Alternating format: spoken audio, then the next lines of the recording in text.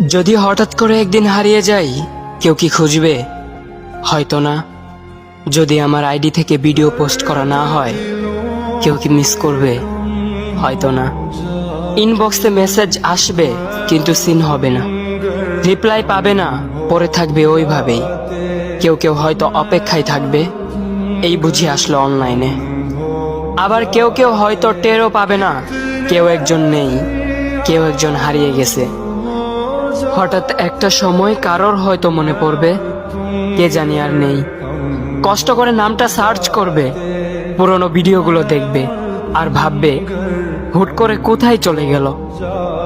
আবার কেউ কেউ হয়তো একদিন দুই দিন না পেয়ে ফ্রেন্ড লিস্ট থেকে আনফ্রেন্ড করে দেবে।